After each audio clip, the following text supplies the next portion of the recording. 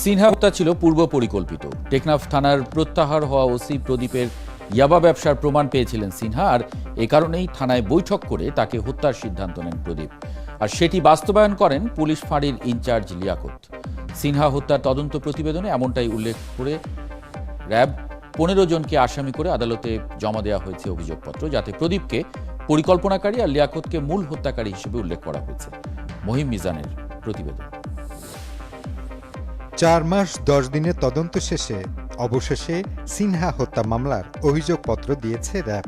এতে বলা হয়েছে, জুলাই মাসের প্রথম সপ্তাহে মেজর সিনহা তার ইউটিউব চ্যানেল জাস্ট গোর জন্য ডকুমেন্টারি তৈরির কাজে ওসি প্রদীপের সাক্ষাৎকার নিতে চান।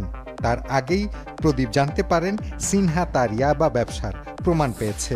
এ কারণেই সিনহাকে হত্যার পরিকল্পনা করেন প্রদীপ।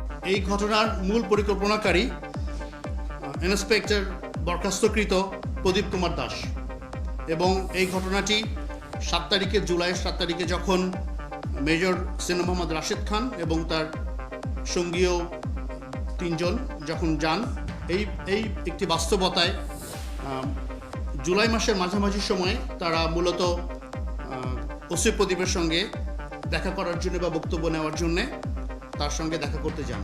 এই পরিপ্রেক্ষিতে ওসি প্রদীপ তাদেরকে সরাসরি হুমকি প্রদান করে এবং গোপন মিটিংয়ের মাধ্যমে তারা মূলত সিনহা মোহাম্মদ রাশেদ খান এবং তার সঙ্গীয় ব্যক্তিদেরকে স্পষ্টতই ধ্বংস করার জন্যে লিয়াকতকে নির্দেশনা প্রদান করেন।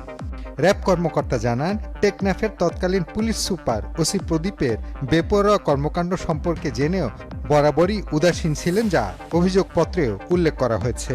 26 পৃষ্ঠার এই অভিযোগপত্রে গ্রেফতারকৃত 14 আসামির 12 জনের 164 ধারায় দেয়া জবানবন্দির তথ্য উল্লেখ করা হয়। 26 পৃষ্ঠার একটি অভিযোগপত্র দায়ের করা হয়েছে এবং এই মামলাটি তদন্ত করতে তদন্তকারী কর্মকর্তা সর্বমোট 4 মাস 10 দিন সময় নিয়েছেন। 15 জনকে অভিযুক্ত করে একটি চার্জ গঠন করা হয়েছে। টেকনাফ থানা পুলিশের বরখাস্তকৃত পুলিশ সদস্য, 3 জন বরখাস্তকৃত এপিবিএন সদস্য এবং 3 জন বেসামরিক ব্যক্তি। 15 জনের ভেতর 14 জন ইতিমধ্যে গ্রেফতারকৃত অবস্থায় আদালতে কারাগারে আছেন। 1 জন পলাতক আছেন, কনস্টেবল সাগর দেব। গেল 31 জুলাই টেকনাফের মারিশ বুনিয়া পাহাড়ে ভিডিও চিত্র ধারণ শেষে কক্সবাজার ফেরার পথে রাত 10টার দিকে বাহারছড়া ইউনিয়নের শ্যামলাপুর চেকপোস্টে পুলিশের গুলিতে নিহত হন মেজর সিনহা মোহাম্মদ রাশেদ খান। বাহারছড়া পুলিশ ফাঁড়িতে পৌঁছানোর পর কোনো জিজ্ঞাসাবাদ ছাড়াই 1.5 মিনিটে সিনহার বুকে পরপর 3টি গুলি ছোড়েন পুলিশ ফাঁড়ির ইনচার্জ পরিদর্শক লিয়াকত আলী। মহিম মিজান, 71, ঢাকা। র্যাবের প্রতিবেদন বলছে, ওসি প্রদীপ কুমার দাসের নির্যাতন নিপীড়নের কথা জানতে পারেন মেজর অবসরপ্রাপ্ত রাশেদ সিনহা। এমনকি ইয়াবা কেনাবেচায় ওসির সম্পৃক্ততার প্রমাণ পান তিনি।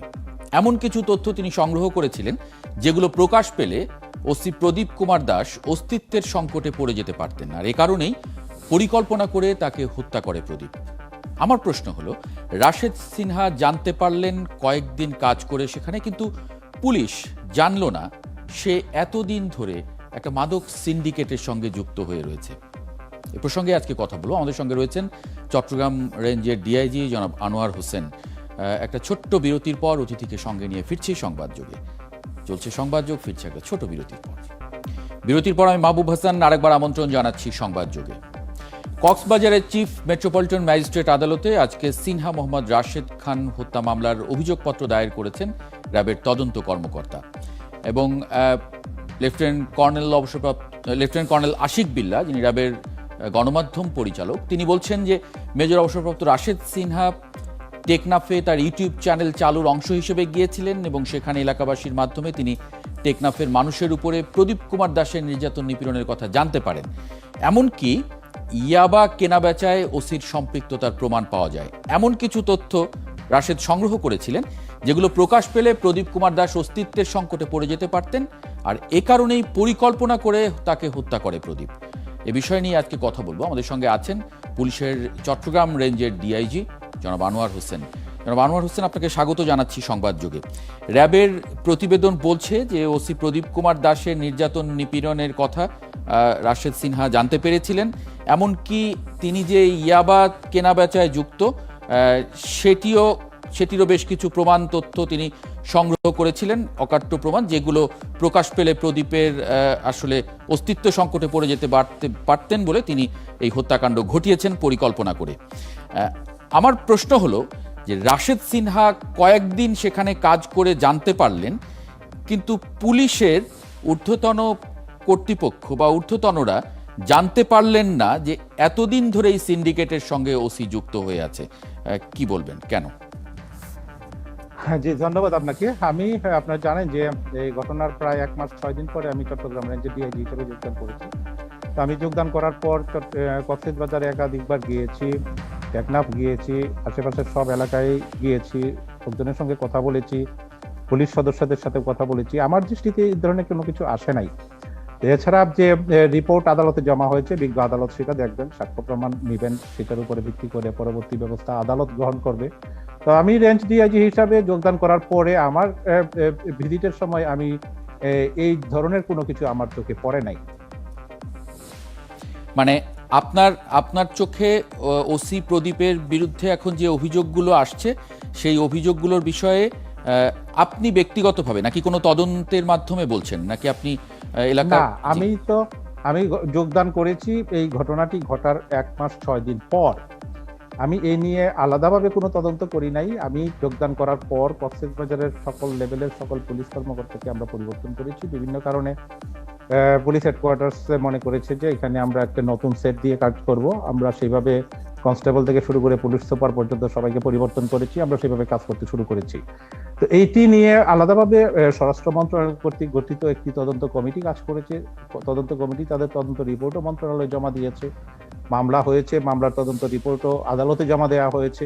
এই বিষয়গুলো সম্পর্কে ব্যবস্থা গ্রহণ করা হবে মন্ত্রণালয় থেকে বা আদালত কর্তৃক। আমি কোনো পৃথকভাবে তদন্তও করি নাই। আমার অন্যভাবে কোনোভাবে আমি একজন ডিআইজি হিসাবে সফর করেছি, জেলা সফর করেছি, আমার পুলিশের সদস্যদের সাথে কথা বলেছি, সাধারণ মানুষের সাথে কথা বলেছি। এটা হচ্ছে আমার পার্সোনাল এক্সপিরিয়েন্স। আচ্ছা, না কিন্তু স্বরাষ্ট্র মন্ত্রণালয়ে গঠিত যে তদন্ত কমিটি ছিল, তারা তো ওই অঞ্চলে এই মামলা সহ তারা একটা গণশুনানিও করেছিল, সেখানেও বেশ কিছু সুপারিশ আমরা জানি যে দেয়া হয়েছিল।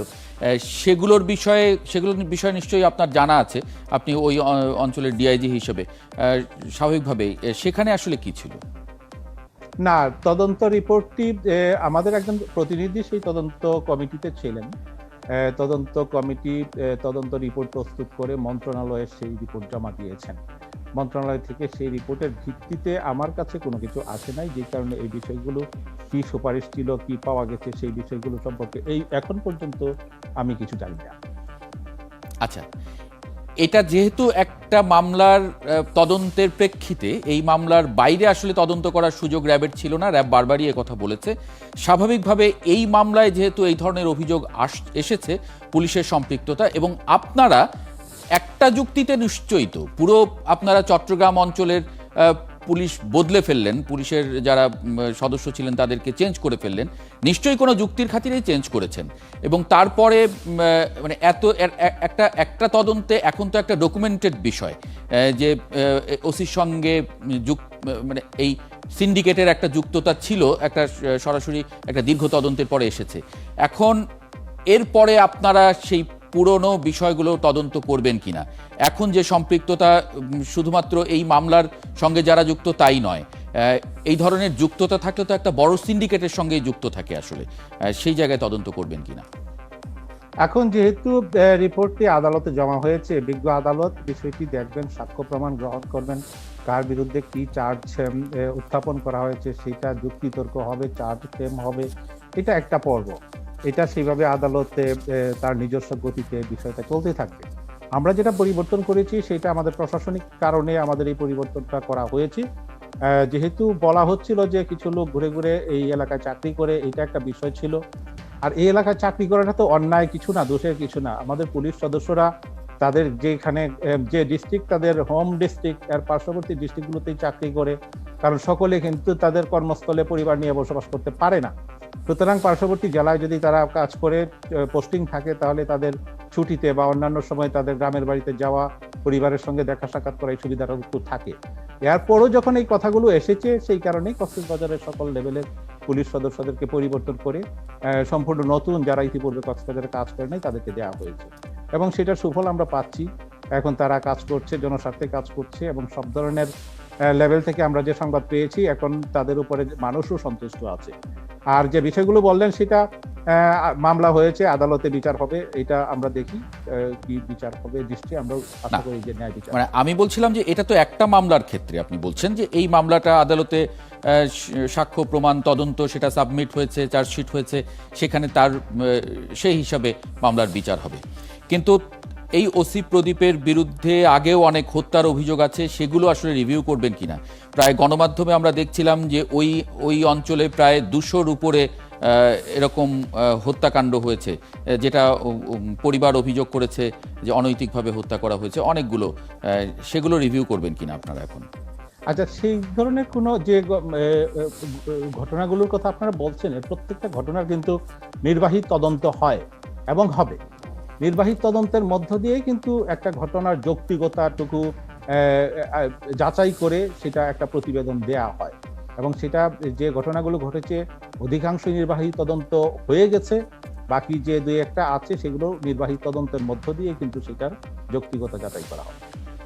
আচ্ছা, এখন যেহেতু এই মামলার তদন্তে এসেছে যে ওই টেকনাফের ওসি সহ আরও বেশ কয়েকজন পুলিশ সদস্যের মাদক সিন্ডিকেটের সঙ্গে যুক্ততা, এখন তাহলে আপনারা, যেহেতু এটি আলাদা একটি মামলা, এই মামলার আপনি বলছিলেন যে সেটা আদালতে সেটার বিচার প্রক্রিয়া শুরু হবে, সেটা তখন দেখা যাবে, কিন্তু যখন এই অভিযোগটা উঠল, তার মানে আপনারা এটা রিভিউ করবেন কিনা যে এই ধরনের ঘটনা আদৌ ছিল কিনা, তার জন্য কোনো তদন্তের পরিকল্পনা আপনার আছে কিনা? আমরা যদি সুনির্দিষ্ট কোনো কিছু পাই, সুনির্দিষ্ট কোনো অভিযোগ যখন পাই, আমরা তখন কিন্তু সঙ্গে সঙ্গে আমরা নিজেরা তদন্ত করি। না, এটা তো সুনির্দিষ্ট অভিযোগই হলো, এটা যেহেতু তদন্তে এসেছে। আমাদের হাতে যদি আসে, আমাদের হাতে তো এখন পর্যন্ত কোনো ডকুমেন্টস আমরা পাইনি, এবং কিভাবে এই জিনিসটা লিঙ্ক সেটাও আমরা জানি না। আমরা যখন পাবো, যদি আমাদের সেখানে তদন্ত করার মতো কোনো বিষয় থাকে, তখন নিশ্চয়ই আমরা সেগুলো তদন্ত করে দেখবো, যাচাই করে দেখবো। আচ্ছা, তৎকালীন পুলিশ সুপার মাসুদ হোসেনের ভূমিকা নিয়ে সে সময় অভিযোগ ছিল, এবং আজকে র্যাবের যে তদন্ত, সেই তদন্তে বলা হয়েছে ঘটনা ঘটার পরে তখনকার পুলিশ সুপার ঘটনাস্থল পরিদর্শন করেননি এবং প্রয়োজনীয় ব্যবস্থাও তিনি নেননি, যেটি অপেশাদারী আচরণ ছিল। এ বিষয়ে তদন্তে আসলে বিভাগীয় ব্যবস্থা নেওয়ার সুপারিশ করা হয়েছে। কি ব্যবস্থা নেওয়া হবে? আসুক, তদন্ত রিপোর্ট তো আমরা পাইনি, পেলে আমরা সেটা দেখবো কি ধরনের রিপোর্ট আসছে, কি ধরনের সাক্ষ্য প্রমাণ সেখানে উপস্থাপন করা হয়েছে। আর আমি যেহেতু আপনার যোগদানই করেছি ঘটনাটি ঘটার আরো 1 মাসের বেশি সময় পর, সুতরাং পূর্বের ঘটনা সম্পর্কে সেটা আমি কোনো মন্তব্য করতে চাই না। না, কিন্তু পূর্বের ঘটনা সম্পর্কে মন্তব্য নয়, যেহেতু ভবিষ্যতের পুলিশকে সঠিকভাবে এবং সুশৃঙ্খলভাবে চালিত করার জন্য আগের ঘটনার তদন্তও তো আপনার সহায়তা করতে পারে, সেটি করবেন কিনা? আমরা চেষ্টা করে যাচ্ছি সার্বক্ষণিকভাবে। আমরা যারা সিনিয়র অফিসার আছি, ডিআইজি, অ্যাডিশনাল ডিআইজি এবং পুলিশ সুপার, আমি ডিআইজি হিসাবে সব জেলায় যাচ্ছি, পুলিশ সুপারদেরকে তাদের কাজকর্ম সম্পর্কে গাইড করছি, তাদেরকে সুপারভাইজ করছি, তাদেরকে দিক নির্দেশনা দিয়ে যাচ্ছি, এবং তারাও যেন তাদের মাঠ পর্যায়ে যারা কর্মরত আছে তাদেরকে সঠিকভাবে পেশাদারিত্বের সাথে দায়িত্ব পালন করে, সেই জন্য তারা সকলেই চেষ্টা করে যাচ্ছে। জি, জনাব আনোয়ার হোসেন, আপনাকে অনেক ধন্যবাদ আমাদের সঙ্গে আজকে যুক্ত হবার জন্য। জি, ধন্যবাদ। চলছে সংবাদ যোগ, ফিরছি একটা বিরতির পর।